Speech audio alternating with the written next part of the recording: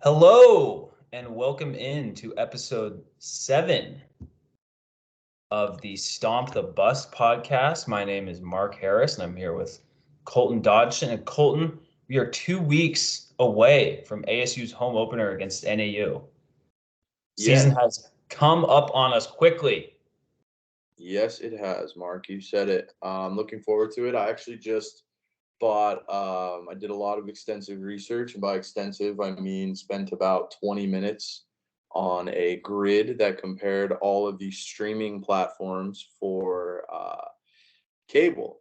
And Nice. one thing, unfortunately, the Pac-12 sort of has me wrapped around their finger because uh, they don't want to make themselves widely available.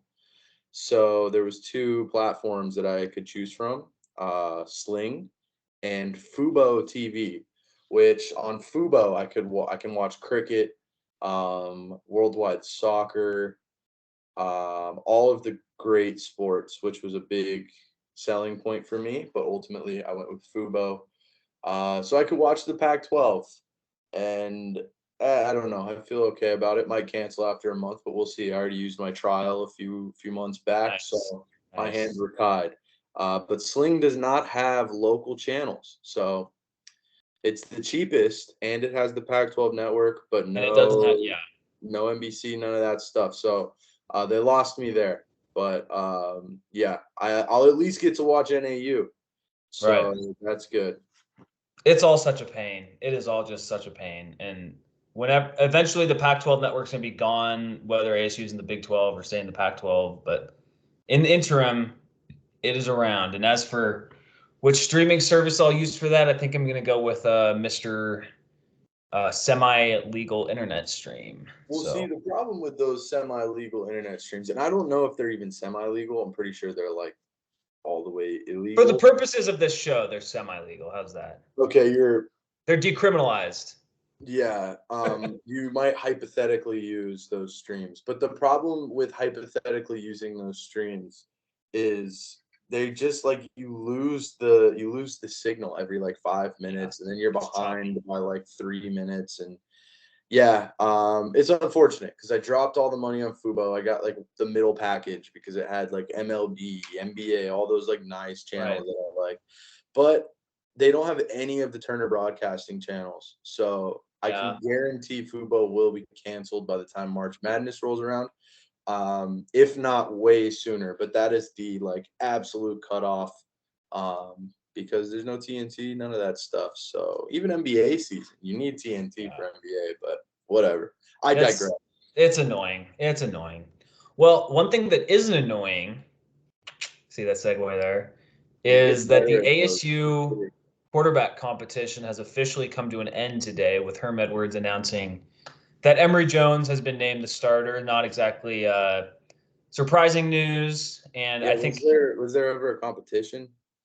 there was technically a competition, but and I mean I think it would look pretty bad on the staff to just like hand Emory Jones the job who had literally never been like he wasn't even here for spring practice. So I get why they had to have a competition, but from anyone who's been at practice, just reports and I mean pretty much since the day Emory Jones announced he was transferring to ASU, it was just pretty common sense that he was going to be the starter, and lo and behold, he's the starter. So I'm glad that it's done. It's out of the way, and we don't have to deal with one of these hardo college football coaches, waiting until the first series of the first game to announce their starter, which I always think That is was super annoying. But that was my favorite part about Todd Graham the year it was Brady White Annie and and Blake Barnett, yeah. yeah, or was it no Brady White was competing too, right? I think it was Brady It might White, have been, and yeah, I think you're Barnett right. had already transferred. Well, But that might have been a different year. Well, I think I don't know. I'm not even gonna get, but yeah, it's this. Yeah, yeah, one of my friends was on the team, and he was like telling me weeks and weeks before that they have known who their starter was for like months. meaning it And was Manny. yeah, and uh Todd Graham was just like I think he announced it the night of the first game, and his thing, or like his announcement of the starter was Manny ran out for the first drive of the first game. Yeah. He didn't tell anybody. I remember I was covering. Yeah, it was keeping it so close to the vest, and I kind of get it, but it's also just like, I don't know, like it's just annoying. And I'm glad that they didn't drag this out any longer, because now Emory Jones gets more and more snaps with the ones, more and more accustomed to the starting offensive line, to the most prominent receivers that he'll be throwing to and everything, and he'll more and more comfortable with it. And so, and I'm, him transferring in, it wasn't a like written in stone guarantee that he was going to start. It was like a 95% likelihood, but not 100%. And so I'm sure that he's happy that that's been put to bed. And now I guess the interesting thing is who's going to be the backup quarterback, whether it's Paul Tyson or Trenton Bourguet. But we'll see what happens on that end. But Mark, you're going to be on backup quarterback watch now. That is your beat. Someone's got to do it. You keep an eye on that, and you let me know. I mean, in all seriousness, like if Emory Jones runs around and he can get injured, potentially, and backup quarterback does matter. So especially for a team like this that doesn't have a lot of wiggle room. Yeah, they can always just trade for someone. Yeah. Hit up the transfer portal again. Yeah. Mid-season and bring in someone mid-season from the portal. Yeah. That'll happen eventually at an SEC school. It might. They'll get a mid-season transfer, and it's going to be precedent. They're not going to know what to do. They're going to say, I guess this is allowed. That's what's going to happen. 2 years is my prediction. Within 2 years. Anything could happen. So Emory Jones is your official starter. It's good to see. And on the defensive end of the ball, some not quite as good news, as it was revealed on Monday that senior defensive lineman Michael Matus had a season-ending injury. He reportedly tore his ACL, and this is coming from House of Sparky. So just another, Michael Matus is not like a, how do I say that? He's not like a super game changer, but he's still a productive member of that defensive line. And that's just one more body of a defensive line that it should be pretty good, but and hopefully for him, he can come back strong. Who knows if he'll actually continue playing college football after this? He's a 5th-year guy, so we'll see. But real quick, just tough news. Since you mentioned House of Sparky, I think this would be a good time to let the people know that we're going to have a House of Sparky Hall of Famer on next week. So yes, former House of Sparky editor-in-chief and current Bet Rivers employee Connor Pelton will be joining the podcast for a gambling preview of ASU in the Pac 12. Right. So you know what to fade. Yeah, That's right. And talking to Connor, he's a good friend of mine. He's been pretty high on the Devils. I believe the phrase 8-4 has been thrown about by him this offseason. So yeah, he's more of an acquaintance to me. Oh, okay. Yeah. Yeah. I'm sure there will be probably 3/4 of this episode will be some form of Caddyshack reference, knowing Connor. So just be prepared for that. But it'll be good to get our first guest on the show. I think Connor's he's gonna do well on this show. I believe so. He was born for the spotlight. So yeah, for sure. So watch for that a week from today, and today being August 18th. So a week on August 25th, Connor Pelton will join the show. Yes, mark your calendars. I'm sorry, I keep looking out my window because there's like a hurricane outside right now, and I'm afraid there's like a tree is gonna fly through my window. So I keep glancing over just so I can like dodge the branch when it flies. We got pretty smooth skies down here in Phoenix, so Yeah, we're getting a sell right now. I'm no Oh man. meteorologist, but it Hopefully our looks like power it's doesn't go out. passing through. That'd be bad. Yeah, Uh, anyway, back to football news real quick. it's football weather. Matus last year. I don't see his snaps last year. But he was a productive member of the defensive line, and it's going to be tough to lose him. ASU freshman tight end Jacob Newell will also likely miss the season after an injury in practice.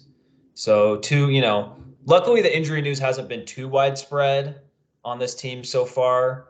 But you're losing Matus and you're losing Jacob Newell, freshman tight end. So hopefully those guys recover well and guys step up and fill their spots. And then one more little piece of news that we got to get to. This isn't really ASU related, but Big Ten officially announced not expansive. Officially announced its television deal with Fox, CBS, NBC, and I guess Peacock. Wait, Uh, this one actually really does affect ASU, I think. I'm reading through this well, article it right could. now, this Brett McMurphy article. Yeah. The escalator clause is like it almost guarantees that the Big Ten is going to add more teams. And if those teams are Oregon, Washington, Stanford, or Cal, then ASU is directly affected. I Right. think Right. even reading that escalator clause, which I mean, the crux of college football is how much everybody gets paid. You think they're going to leave $3 billion on the table? Absolutely not. They are going to add teams to hit that Right. escalator. And if 4 of the 5 teams in their top 5 are Pac-12 teams, I think this is very, very relevant for ASU. Right. Well, yeah, I was gonna get uh the deal that they signed with those networks goes through July 1st of 2023 to June 30th of 2030. 7 years, and sources told the Action Network it's worth between $7 and $8 billion, which is just absolutely insane. Over $1 billion a year as it stands now. And Colton, you mentioned the escalator clause, which Brett McMurphy from the Action Network reports could approach up to nearly $10 billion if Big Ten's membership increases. Quote, So even after adding the LA schools, the Big Ten is, quote, is not done expanding, sources told Action Network. So, right, that could very much affect ASU. If Oregon or Washington leaves, then Pac-12's done. I do still think the biggest thing to happen is for if they can get Notre Dame to move. And if Notre Dame doesn't move, then I don't know. We still might be in the same place that we are right now, you know? yeah, So I I think think, I think that escalator, $2 to $3 billion escalator clause, all but guarantees that they're going to add more teams. Like that's how I interpret that. There is nobody in college football who is going to leave that amount of money on the table. I guess my thing is it all depends on what Notre Dame does. And if Notre Dame doesn't, because I think that Notre Dame might be able to get that much, like a really good chunk of money per year elsewhere.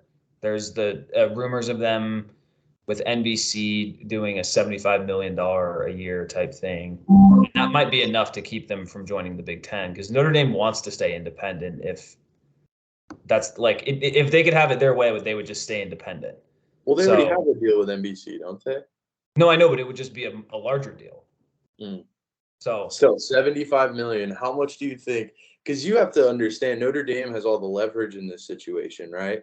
They yeah, could sign an independent media deal and stay with NBC, or the Big Ten looks at the cash cow that is Notre Dame and offers them a chunk of however much it takes to sway them to join the Big Ten and trigger that escalator clause and give them a chunk of that $2 to $3 million pie, or billion rather, yeah. $1 billion pie. I guess my thing is there a number that would make them? I think the only, from what I've heard, just like, again, I'm not a reporter. I just listen to a bunch of college football podcasts and people who cover Notre Dame. They have whatever. The thing that they would say is the only reason that Notre Dame would leave is if their access to the college football playoff gets screwed up. Well, it and kind the of, SEC and the Big Ten get yeah. too big, because Notre Dame is going to make, and also like if you're Notre Dame, like let's say you can make $90 million per year with the Big Ten, or just 75 alone. Like, are you moving because of that? Like, I don't know, you know? So, But that wouldn't make sense on the Big Ten's part, I don't think. I think everybody recognized how valuable Notre Dame could be to a conference and to a media rights deal.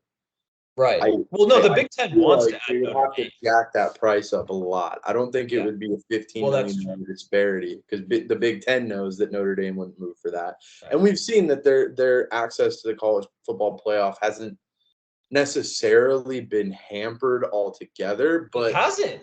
It hasn't at but all. No, at the same they've made it time, twice. they've gone. I thought they only went once. They've gone No, they've twice. made it twice. Yeah, because they made Oh, it during the COVID year too. oh, I don't even. Okay, Yeah. I guess that technically counts, but that's like the Dodgers winning a World Series. They never won a World Series, or they have, but they never won that World Series. Um, anyway, there's a little a different sport for you, but I don't know. This Notre Dame Big Ten thing is going to be very interesting. I just see Right. that escalator clause, and that jumps off the page Yeah. soon because the second there's $2 to $3 billion on the table, and these people have an opportunity to trigger that, it doesn't matter. They're going Yeah. to add these teams. They're going to trigger that clause, and I mean the teams on their list, on their short list, it looks like are primarily teams that would impact ASU's Yeah. future. Yeah. So Well, and Oregon and Washington are gonna, if they get that offer, they are jumping so quickly. Stanford, it's tough to read Stanford because they're just such a weird school. Cal would do it because Cal doesn't have well, any money. Stanford's rival is Notre Dame. They have that It's weird one, little yeah, that's true. rivalry. They have And that that's, weird well, but little. that's one of the reasons that Notre Dame wants to stay independent, is because they can do all these weird rivalry games. But again, maybe Stanford Notre Dame becomes a Big Ten game at some point. That's what So I'm who saying. knows? Is Yeah. maybe that's ultimately what ends up happening. If you look at the teams on this list, maybe they look and say, "Hey, let's go. We could do the Stanford Notre Dame, make that like an official rivalry, not some like I have Yeah. no idea why those teams are rivals. Who knows? Yeah, Old but school stuff. that's what I'm saying, like 1940 stuff or Yeah. something. But make those teams like official in conference rivals. Maybe that's something that sways like Stanford's value in this respect, in this whole sort of scenario is directly tied to Notre Dame, I think. Yeah. To Yeah. almost like really prop that rivalry up and get obviously Oregon and Washington kind of stand alone in terms of like the class of the Pac-12 now. I guess Utah too, but Yeah. uh, I don't know. Utah now. Yeah, But yeah. Oregon and Utah's kind Washington of more historic. established themselves there now, and they don't seem to be going anywhere. But I don't.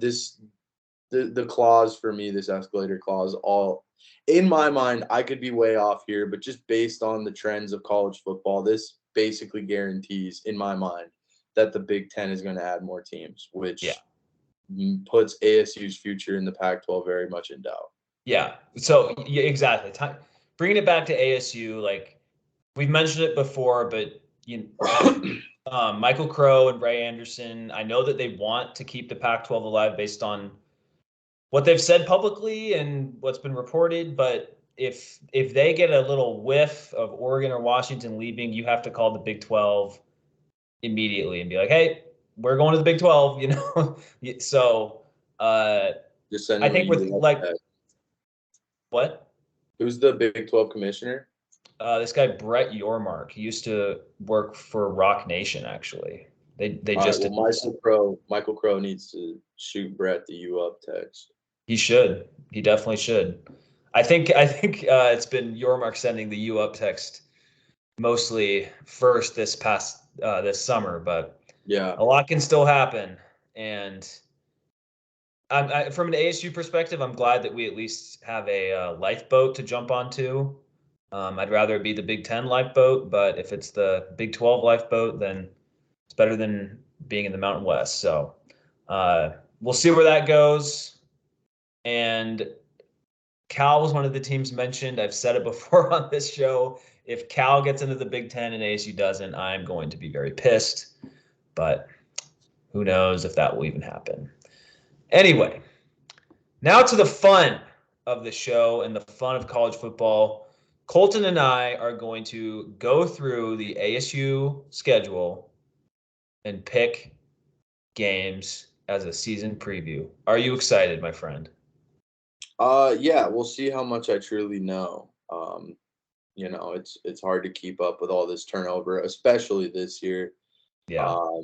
I mean, looking at USC and things like that. So, we'll see how it goes. Do they Yeah, go? for No, they sure. don't go. They don't go to Corvallis. So They there's one don't. win. There's They one win. don't. Thank God. The only good thing about the schedule this year.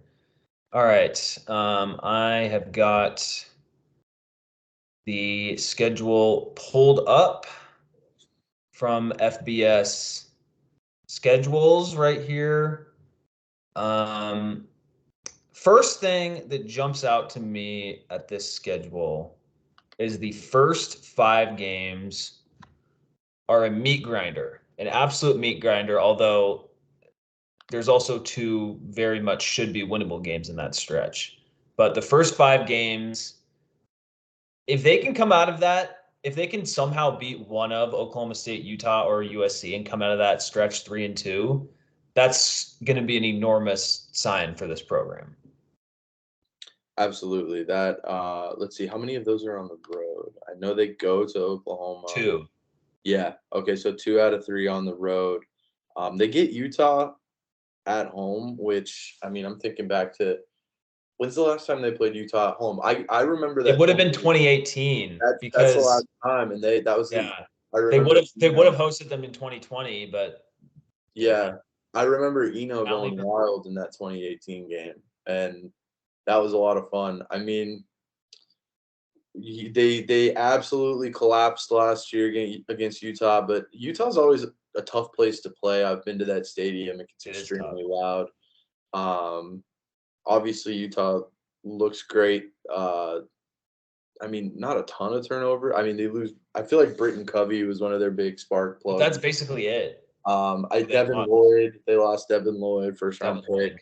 I forgot about him. Big blow to the defense. I'm trying to think of who else there. I think that's it, honestly. Like, Yeah, I feel like they didn't lose too many guys. that's one So of the reasons they're so hyped entering this season. I mean, a lot of people are picking them to make the playoff.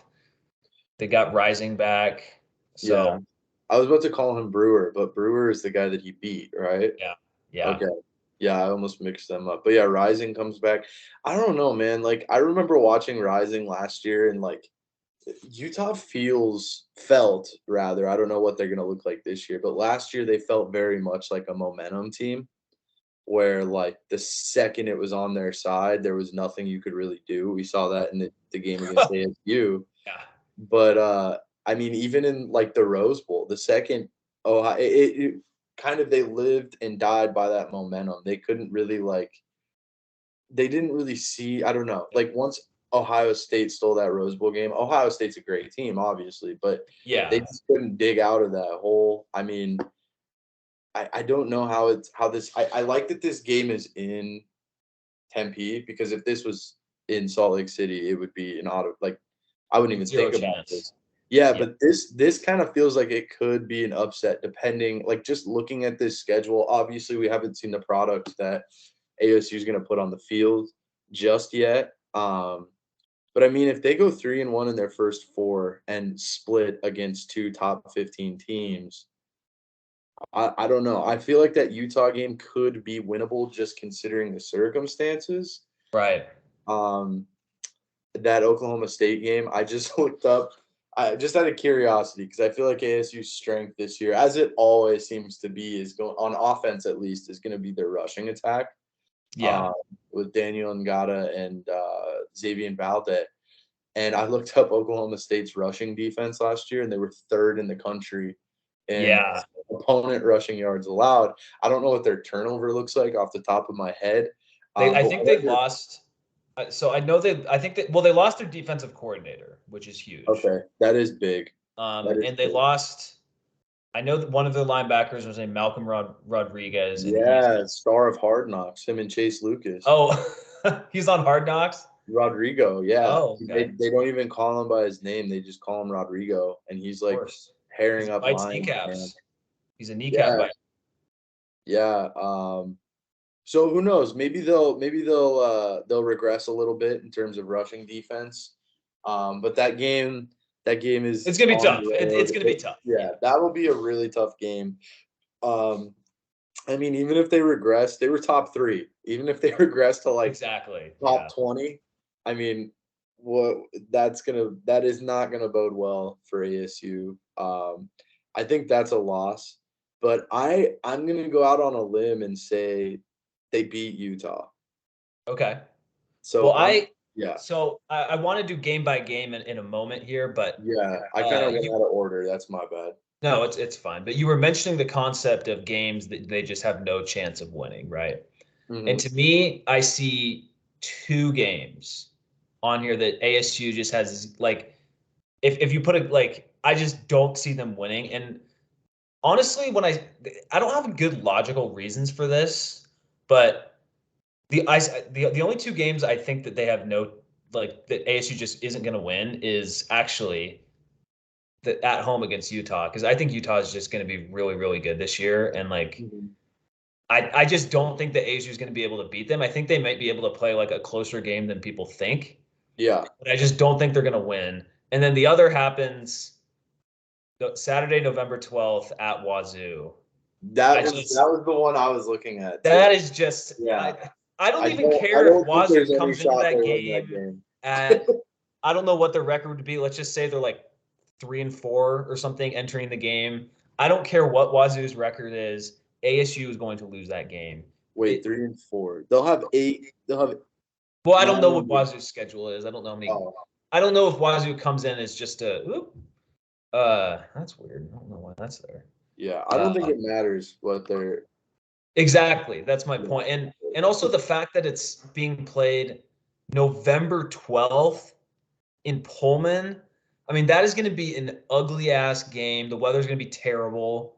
Yeah, It's a pain in the ass for any of these teams to get to Pullman. I think for ASU they have to fly into Spokane, and from there it's like a 2-hour drive through like small roads down to Pullman. It's very out of the way even for Eastern Washington standards. So right. And those I are the mean, 2 games I look at, and look I at just think this there's no schedule too. chance ASU wins. What? Yeah, look at this schedule too. I mean, if you look at, you've got first game in Tempe, second game in Stillwater, Oklahoma, third game Tempe, fourth game Tempe, fifth game LA, go Right. back to Tempe, go to Palo Alto, and then you've got Boulder. Boulder is like their first cold weather game of the And entire Colorado season. sucks. Like Colorado is going to be the worst team of the Pac-12 this That's year. what I'm saying. So they'll go, what is that? 6, 7, 8, 9 out of their first 9 games before they play Wazoo, they'll have Yeah. one cold weather game. And it may not even be like that cold. That's what it'll probably be cold. It's late October in Yeah, Boulder. that's true. It'll probably be a chilly at least, But but I mean, going to play a team like Wazoo, it really does not matter where right. they're at in terms of record, how they look. ASU going to Pullman that late in the year, having only played one cold weather game for a team in Tempe, Right. I don't think there's any shot they beat Wazoo. And But it's the same way that teams coming to Tempe from northern climates often struggle. You yeah, know, that's ASU's advantage. But yeah. So well, and the other thing with Wazoo is they brought in this the guy Cameron Ward from the FCS who has been getting a lot of hype this offseason, and he tore it up last year at Incarnate Word. So those 2 for me stick out as games that ASU just has no chance of winning. What about you? You mentioned Oklahoma State. yeah, I don't think there's any shot they beat Oklahoma State. That's the way that you view Utah. That's kind of how I Okay. view Oklahoma State. I mean, we've seen it in the Pac-12. These conference games are kind of wild. No, Um, that's true. That's true. that's why I'm kind of like, I mean, the last time Utah came here, it was that the Utah was pretty. I think they were like 15th or 16th in the country then Yeah. too. And 2018. I do not remember that game, but that was such a fun game. But I they was living just in Wyoming at the time. So Oh yeah, that's a brutal season of life. But yeah. they just stuck it to Utah, really. And I mean, obviously those are two different teams, and there's 5 years, 4 or 5 years between those two games. Right. It just has the feeling of like you come out, you're going to be ready for your first conference game. It's going to be the same thing for Utah, but Yeah. Utah's biggest strength in my eyes last year was just riding the momentum, you know, and they're not going to get that. I don't think it for. Consistently. I Yeah. mean, Sun Devil Stadium is going to be like at 70% capacity because that's what.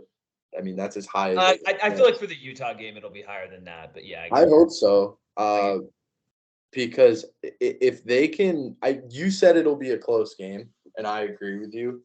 it Um, could be a or close yeah, game. it has the makings of a game that could be close. And like, I mean, it'll depend on what we see. Like, I mean, they could obviously. I think they're going to be 1-1 after their first two games. If they come out and just like steamroll Eastern Michigan, which I mean, hopefully they do. Right. Um, then who knows? They could be ready for Utah. They could show up for that. But then I think USC might be, especially if they come in and they beat Utah. They're gonna be ASU is so good at letdowns after huge Oh wins. yeah, Um, so I think definitely. that Utah game.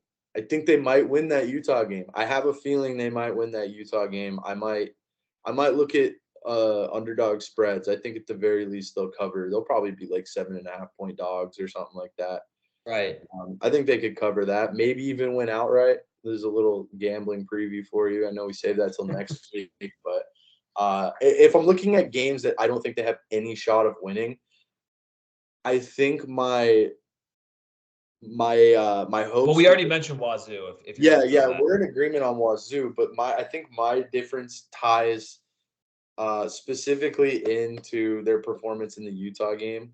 I think Utah is going to be I think Utah is going to be a very emotional game, and if they pull it out, I can almost guarantee like a 17 to 24 point loss against USC. So Right. that game's probably going to be my. I don't think they have any shot. So But it's so the contingent games you don't upon think the they have any Utah game. shot.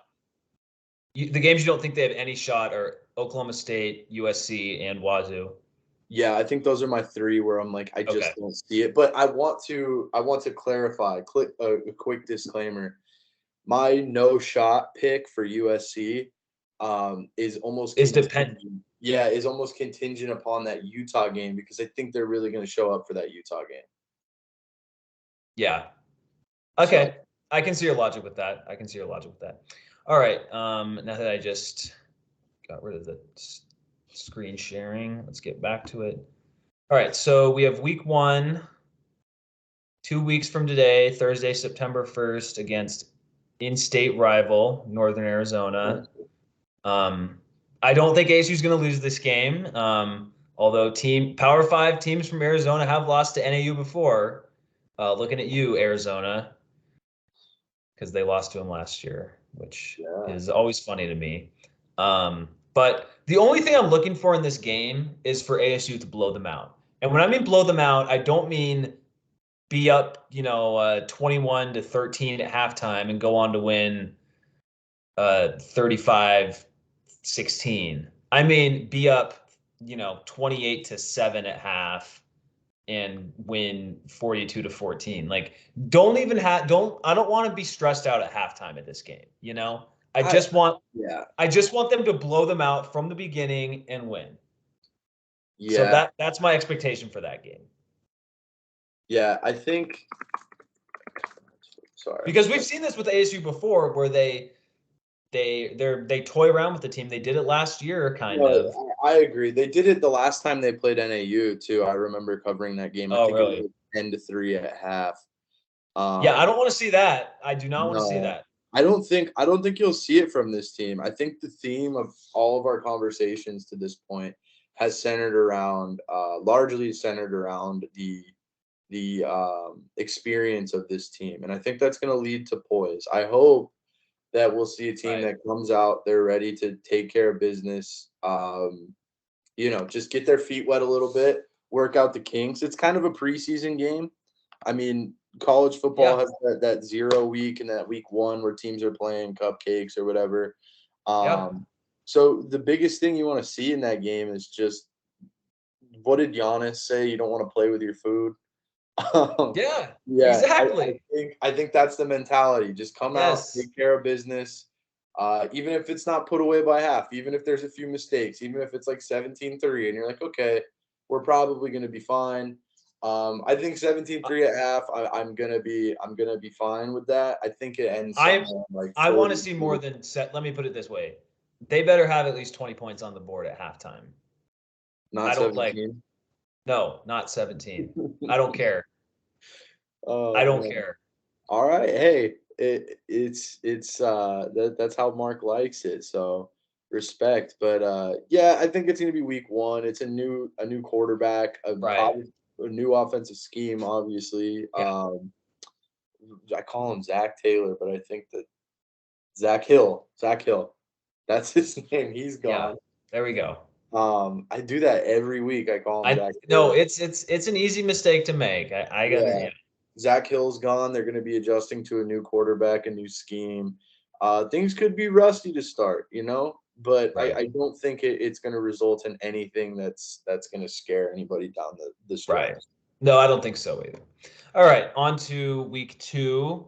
Saturday, September 10th at number 12 Oklahoma State. This game's scheduled for 4:30 on ESPN2, so should be a fun game. Colton, you don't think they can win this game? I am not picking them. I'm not picking them to win this game. I do think they have a chance to win, mostly because I don't think Oklahoma State's going to be as good as they were last year. Because for those who aren't Oklahoma State fans, Oklahoma State went 11-1 in the regular season, lost the Big 12 championship game to Baylor, and then beat Notre Dame in this Fiesta Bowl. So, an incredible season for Oklahoma State.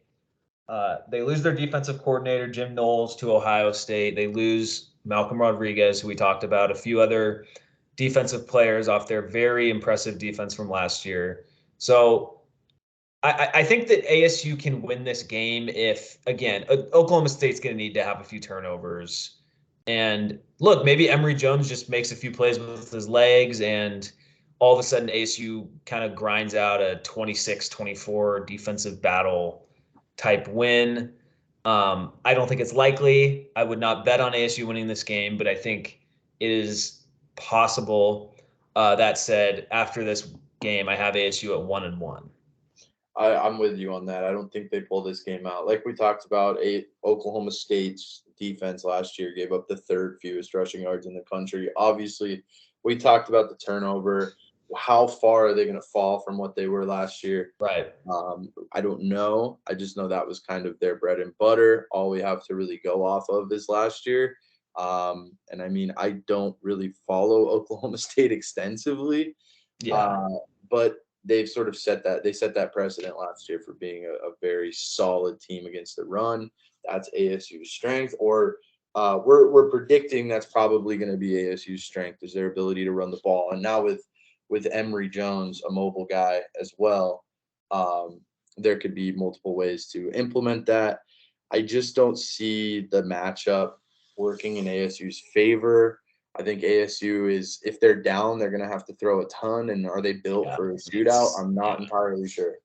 So, Yep. Yeah. It's gonna be a tough game. I hope it's exciting, and we'll just have to see. Um, Next week, Saturday, September 17th, ASU gets back to Tempe and they host the Eastern Michigan Eagles. do you have Late them night at 1 and games. 2, or do you have them at 1 and 2 after this, Mark? No, late night game starts at 8 on Pac-12 Network. I have them winning this game. Um, I don't think this game. I do not put it in the same category as Northern Arizona. Like, just win this game however you have to. It's a MAC team, so it's not like you're playing a Mountain West team, but you're still not an FCS team. It's kind of in the middle of the group of 5, lower tier there. And Eastern Michigan went to a bowl game last year. I think they were like 7-5. So they're not like a complete pushover, but you still need to win this game if you're ASU. They're not as talented as you. Again, they're still a MAC team, and they're not like a MAC team that's going like 10-2. They're just a kind of run of the mill MAC team. So you should Right. win this game. I think it could be pretty ugly. Like I think there's a chance ASU wins this game like 24-13 or something, and it's just like you're leaving the game wanting more, but that's what I think is going to happen. So I have them 2-1 after this. Yeah, I agree with you. I think this is a spot where you might be able to get a pretty solid discount against the spread for ASU. Obviously, they'll be favored in this game. I think my impression for this Oklahoma State game is I think it might be an offensive letdown on the part of ASU, and I think they'll be a little undervalued coming into Eastern Mm. Michigan. So if we're talking Yeah. about this, if we're talking about this from a betting perspective, I have week number 3 circled. If it goes according to plan, based on what we're talking about, I think week number 3 against Eastern Michigan, if they're somewhere in the 10.5 to 13.5 point favorite category, I think that'll be a pretty solid discount coming off of a game against Oklahoma State, and I would take that. Even in your prediction, they win that game by 11 points. If they're at That's 10, true. you know what I'm saying? Yeah. Like, and that's your definition of a letdown, right? So Right. if that's a 13.5 point spread, I think you're getting a pretty solid discount. I don't think there's any scenario where ASU loses this game. I talked about maybe being a little rusty for Northern Arizona, but this is a game where they're going to come out and take care of Yeah. business. I don't have any doubt. And like I said, this is going to be, I think, one of my favorite betting spots of their schedule. Yeah. Yeah. All right. So after that, the temperature gets risen quite a bit because on Saturday, September 24th, they host number 7 Utah. TV is time for TB is a TBA. So we both have them losing this game. No, I have them winning this one. I think they're going to Okay. pull So it you're out. picking them. You're picking them to win. Yeah, Okay. I think they're going to pull this one out. That's Okay. just my inkling. I think we both think it could be a close game, and I think in that scenario, they pull this off somehow. They've been known to do that. They're not Yeah. No. they Yeah. ASU isn't a school that can't show up and knock off a top 10 team. They did it Right. against Washington and Tempe. What was that, 3 or 4 years ago? Or Um, Oregon. Oregon, yeah, Yeah. Brandon Ayuk and Jaden Daniels going nuts in that game. Yeah. Uh, I think they're no stranger to being able to pull something like this off. I think they do it here. I think they beat Utah. Utah had their magical run last year. Like I said, my feeling with Utah is a very a team that's very influenced by momentum. They might. I don't think they can come back in this scenario if they go down against ASU in Tempe. I mean, it would be a very ASU thing to blow something like that, and they already did last year. But that was in at Rice Eccles, right? Right. So I think that home field advantage does play a bit of a role here. I'm going Utah, or I'm going ASU to beat Utah. I think I'm going to lean that way. All right. So you through 4 games, you have them at 3-1, Yes. and I have them at 2-2. Okay. Next week, week 5, this is kind of the end of the early season meat grinder. They are at number 14 USC. I think this is a loss, and I think you think it's a loss too. Yeah, I'm I going do lock want here. to. I do think there is a script that could happen for ASU to win this game, which is why I don't have this game in the 100% they're going to lose category. I think it's likely that ASU loses, and I'm picking them to lose. But I could the way I could see them winning is if USC's run defense is just super bad, and maybe ASU gets a few turnovers somehow because USC's airing it out, and all of a sudden, you know, Ngata rushes for 100 yards and Valde rushes for 120, and all of a sudden ASU goes into the Coliseum and wins. I don't think it's going to happen like that. So yeah, I have ASU starting out 2-3. And what are your thoughts on the USC game? Yeah, I kind of walked through. Utah is like, for better or worse, the hill that I'm kind of going to die on Okay. Yeah. in this segment. I really do think their best shot at an upset is going to be Utah, especially in this stretch. I think they could do it. I already went in on that, but a sort of a trademark of ASU as a program is really high highs, almost immediately followed by very low lows. Yeah. So I think this Utah game is going to be a high. I think there's going to be a lot of talk, especially on Arizona Sports Talk Radio, which is world renowned for their incredible and well thought out takes. We'll be talking about ASU as a team that might be able to win the Pac-12, and then they're going to go to USC and lose something like 38-14. Yeah. That just feels like a very It does, yeah. That does feel very ASU for that to happen. that feels very ASU. So that's my prediction. I think they're going to be 3-2. Yeah, they'd After be the 3-2, USC game. and I have them at 2-3. Okay, and heading into the next week, Saturday, October 8th, the Devils are back in Tempe to host the Washington Huskies. The teams played a very weird game last year up in Seattle. And I think it's going to be another type of those games, but I have ASU winning this game. I think that Washington, I grew up a Washington fan. I still kind of root for the Huskies a little bit. They do not play well in Tempe. They just don't. And I think ASU at one point had a 10-game winning streak against Washington. It was up until the year that Washington made the playoff. ASU went to Seattle and got absolutely blown out. And then that's how Washington ended that streak. But it's a tough place to play for Washington. Washington's still figuring out their quarterback competition. They have a new coach, Kalen DeBoer, who I wanted at ASU. So we'll see how that hire looks long term. But I have ASU winning this game. In my picking them, they've lost to Oklahoma State, Utah, and USC already. So they're going to be very, determined to get a win. And I think they get back to 500 here, and I think they beat the Huskies. Yeah, I'm with you. I think they win this game too. It is the last game Washington played in Tempe. Is that the game where ASU upset them when they were, I think, 4 or 5 in the country? Was that game? I'm trying to remember if they it played might be because of the COVID. issue I'm with sure they this were is going to that come back, but yeah, the issue with this is that you have the COVID season thrown in there, and they didn't play them that year.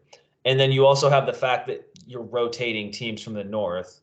For example, ASU doesn't play Oregon or Cal this year. So you might be right that that's the last time they played in Tempe, but I'm not going to look it up because that's going to take too long. no, it's fine. Off the top of my head, I'm going to go with that until I'm proven otherwise.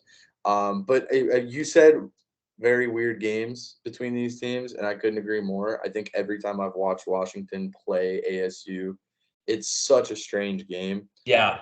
And last year's game in Seattle was very indicative of that. Just par for the course between these two teams. I think they bounce back in my sort of on my schedule after that loss to USC. I think they're going to come back and beat Washington at home, go into the bye week on kind of a high note. I have them at 4-2 going into the bye week. I think with a win against a top 10 team, I think they'll be feeling pretty good on October 15th when they don't have to go play. Yeah. Yep. So they have bye week October 15th, which perfect time in the season to have a bye week. Yeah. Literally in the middle of the year. Yeah. Yeah.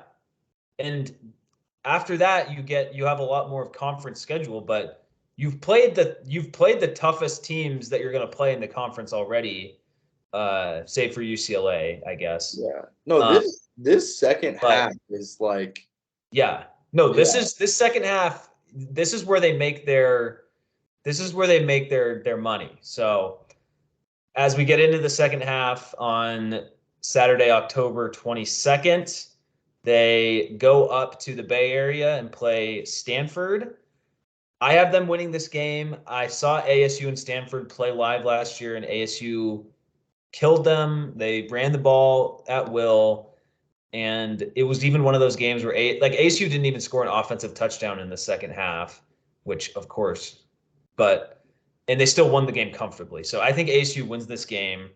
That would, for me, put them at 4-3, that would put them at 4-3. Yeah. So Yeah, I'm looking at this schedule and I'm kind of going back to my predictions for the first 6. And if this team is 4-2 going into this stretch, I don't think 9-3 is off the table. That's a very big if. Oh man. Obviously my Utah pick is very I don't know. That could be so wrong. They could get Yeah. absolutely steamrolled by Utah. But I think if they do beat Utah, they do pull that upset at home, this whole season could look very different than everybody expected and much more there would be a much more optimistic outlook. There would be a lot more excitement Of course. going If they go into 9-3, no, yeah. but I'm saying even after that 4-2 stretch. Now, Right. Of course. after Yeah. that 4-2 stretch, I mean, like now that again, that's a huge if, obviously. But Yeah. if you go into that bye week at 4-2, you play a very beatable Stanford team, a team you probably should beat. Colorado, awful. Yeah, I have them. We can just skip to the Colorado game Yeah, Saturday, yeah, I have October them beating 29th. Stanford. They're 5-2. Okay. So I have them at 4-3. You have them at 5-2 entering Colorado. I assume we both have them winning that game. Yeah, Colorado, I mean, Colorado's been hurt by the transfer portal just as much as ASU, and they've had less off the field drama. They're I'm just, and looking. they I'm were looking at bad the. last year. Yeah. Like, Oh man, I'm you don't looking even at have, the you can be a schedule. negative, like pessimistic ASU fan and still probably think they win this game at Yeah, Colorado. So that I'm would put looking them at for, the. that would put them at 5-3 for me. And you would have them at, that would put them at 6-2 for you. 6-2 for me. I think. Oh man, there's no way they lose to Colorado. I'm like, No. this is it's a road game, back to back road games. Got to go to cold weather, but Colorado is just that bad. Well, Yeah, in Colorado, it's October 29th. It may just be kind of like 50 degrees type weather and not like super cold weather there. yeah, So but we'll see. yeah, but still, like the back to back. I mean, you got to go from Yeah. Stanford or from like Palo Alto, Northern California, to Boulder, Colorado. Yeah. Yeah. That's I true. mean, you do have the bye week to kind of prepare for that back to back, but um, there's no way they lose to Colorado. Yeah, I'm Right. going 6-2 after the Colorado game. All right. But don't think I forgot about my running theme of ASU disappointment because it is very much coming. Well, yeah. So Saturday, November 5th, ASU gets back to Tempe, hosts the UCLA Bruins, and I think they lose this game. I think UCLA, I think they're going to be pretty good this year. And I just think that ASU isn't going to be. I mean, look, people are picking them to finish 10th in the conference. So Yeah. I just don't think they can. I just don't think they'll be able to score with UCLA. So I have them losing this game, falling to You five don't and think they'll be four. able to like score points against UCLA, or you don't think they'll be able to keep up? Keep up, Okay, like that's what I was thinking too. yeah, Yeah, that I kind of, completely agree. I think it's a shootout that they come out on the wrong side of. yeah, Great yeah. game for an over, but Yeah, definitely. So 5-4 for me, 6-3 for you. yeah. And then Okay. we have our auto L right here. Yeah. So and I like you said, it's a shootout. I do think ASU could win this UCLA game. Like it is not like insane to think that, but I just don't think they will. Yeah. I And think they'll yeah, keep up. I don't think it's gonna be any sort of like 17 to 10 point loss. I think no, maybe it's a 4 point game. ASU has to get to the end zone and they fall short on like fourth right. down. I think it's that kind of One game. of those, yeah. But I don't think they beat UCLA. I think they're at 6-3. 6-3. So 5-4 for me.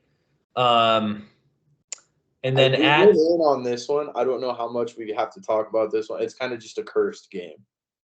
what? This At Washington, Wazoo. Oh yeah, yeah, no, yeah. So Saturday, November 12th, we talked about this earlier. We're not gonna go over it, but we both have them losing this game for litany of reasons. I don't even know if Wazoo is going to be like that good of a team, but I just think it's just written in the stars that ASU is going to lose this game on the Palouse. So for me, that puts them at 5-5. Colton, that would put them at 6-4. 6-4. Okay. This is a big, huge game the week after that, Saturday, November 19th, hosting the Oregon State Beavers. In years past, last, you see Oregon State on the schedule in Tempe, and you're chalking that up as a win. I remember, I think Benjamin had the 230-yard rushing game against Oregon State, I want to say in 2019. But this is a much better Oregon State team, as we saw last year in Corvallis when they beat us. This is the most, I kind of had a coin flip between Washington and Oregon State and who was going to win, as in which ASU home game of those ASU was going to win. And I think they win Washington, and I think they lose to Oregon State. I think Oregon State, great offensive line, good running game. Jonathan Smith is a good coach. And I think it's going to be kind of a clash of similar styles, but I just think Oregon State's going to come out on top.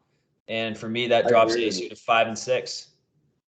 Yeah, I'm with you on this. Like I said, that run of disappointment was bound to hit sooner or later. I think they dropped their third straight. I think this is your third straight loss too, correct? Yep. Yeah, no, I think they dropped their third straight on this one. Yeah, I think Oregon State is a team obviously moving in a completely different direction from ASU. You said it. Right. Usually you look at the schedule, you see Oregon State, if it's not in Corvallis, and you think, yeah, no, that's going to be – that's fine. Don't worry about it. Chalk that up as a W. Now, though, the running back depth, you've got a quarterback who can really sling the ball downfield. Like you said, the strong offensive line. I don't know. I think these are two teams moving in the opposite directions, and this game is going to be indicative of that. I don't think they win this game. I think they're 6-5. Yep. I have them dropping below 500. And then the Territorial Cup, Friday, November 25th, I believe at 3 o'clock, at noon. Oh, geez. It'll be at 1 p.m. Mountain Time by this time of year, because by this time of year, okay. So it says 3 p.m. Eastern on the site. It'll be at 1 p.m. at Tucson, Territorial Cup on FS1.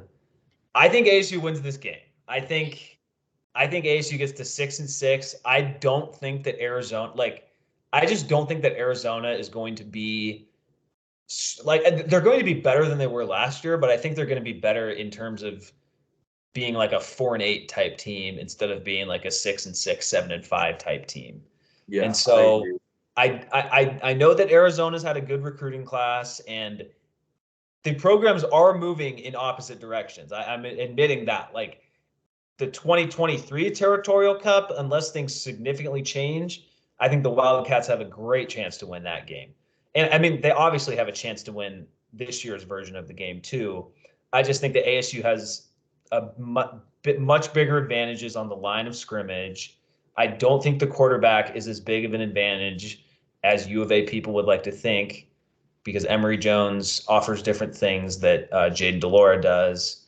And, U of A brought in a very good recruiting class, but you can't just have one good recruiting class and paper over all the issues you had last year when they went 1-11, and the only game that they won was beating Cal after the local health restrictions in the Bay Area made it so half their team couldn't play. So you can thank the Berkeley Health Department for your win. And I'm only kind of half joking, but no, I feel like it's accurate. I mean, yeah, they went 0. They were very close to going 0-12 last year, and they lost to freaking NIU. And Arizona's schedule, we talked about this in a previous show, but they play San Diego State on the road, host Mississippi State, and host North Dakota State. That's a tough freaking early conference schedule. Yeah, that's easily. Out of conference schedule. Yeah, you could easily go 0-3 in non-conference and lose to an FCS. I don't think they will, but they could. Yeah, I mean, the fact that could be a possibility in your non-conference slate is even kind of brutal. Yeah. Now, granted, they scheduled a much harder out-of-conference schedule than we did, but whatever. Yeah. I don't. So I have ASU finishing the regular season 6-6. Probably going to be some ugly wins in there, but that's how I have it finishing. What about you? Yeah, I think you kind of alluded to it. I think this is going to be a year where the Territorial Cup is actually a game worth watching. It Mhm. hasn't been for what, 4 years? Is that what our streak is at now? Last year, I was at that game, pretty boring. The year before, well, it was kind of worth watching. The year before I was at 77-7 I would say game. 3 years. I would say Well, three no, because the 4 years ago was the game where ASU had to come back in the fourth quarter and the U of A kicker missed like a long kick to win it um, at the very end. oh, That okay. was the Maybe first I year of skipped Herm, that I one. believe. So 4 So out of the last 5 a have lot, yeah, been like just snooze fests. I think right. this is where we start to see the game get a little more competitive. Oh, for sure, I for don't think sure. that means ASU loses. I have them at 7-5 after this game. Okay, Um, and that's kind of how I see this schedule shaking out. yeah. And as far as how this affects Herm's job status, I have no idea. Like normally, if he went 6-6, this probably wouldn't be good, especially considering in both of our playing through this, they have a late 3-game losing streak in Mhm. November, but we don't control that. And it in terms of like common sense, like what should they do? Yeah, he probably should be fired after this year if they have the seasons we predict. But who the frick knows, So Yeah, uh, I don't know, man. Like I feel like it's very similar to what happened in Todd Graham's last year. yes, I remember so much energy around the Territorial Cup being focused on like if Todd Graham does this, we owe it to him to give him one more year. If he beats U of A in the Territorial Cup, he's earned it. And it's like one, we need to stop putting so much stock in this game until it's yes, something that is worth watching again. I think we'll get yes. closer to that this year. Um, Yeah, I don't want ASU to be, heading into the Territorial Cup 3-8 and they win and they get to 4-8 and it's like, oh, but we won the yeah, Territorial that's Cup. what It's like, yeah, that's what so many fans are hyper focused on. This is so many fans like yeah, Rose Bowl, like this I know. Territorial Cup, and it's insane. But I see if the season shakes out the way that we have kind of predicted it might Right. with that late losing streak. It was very similar in Todd Graham's last year. I don't remember what the record was. It Maybe went they 7-5, 7-5. right, I but I'm remember talking that. like I want to say there was some sort of streak coming into that Territorial Cup game where a Oh, lot of the talk was almost like, yeah, he's got to go. Like this is it. right. But Yeah. there was a small contingent of people who were also like, let's see what he's got in this game. Let's see what he does when his Yeah. back is against the wall. And it's corny. I don't know how else to put it. This I whole think, like, can yeah, we rise up and beat Arizona? Like rise up to what? I know. Like Yeah. I I just think, don't get it.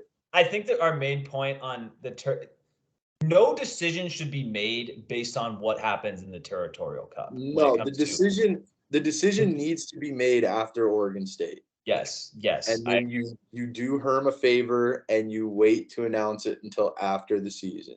That's Right, how it needs to be right. handled. Yep. All right. Well, I agree with that. And we both have ASU, having a bowl season. So doing better than some people would expect, but also still not totally shutting them up either. So that'll wrap up this episode.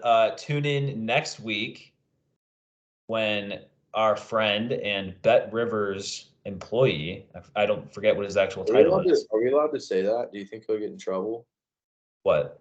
if we say That he's he works for affiliated with Bet Bet Rivers? Rivers? Yeah. No, I don't think You think so. Bet Rivers will send us a cease and desist and censor the episode? I don't know.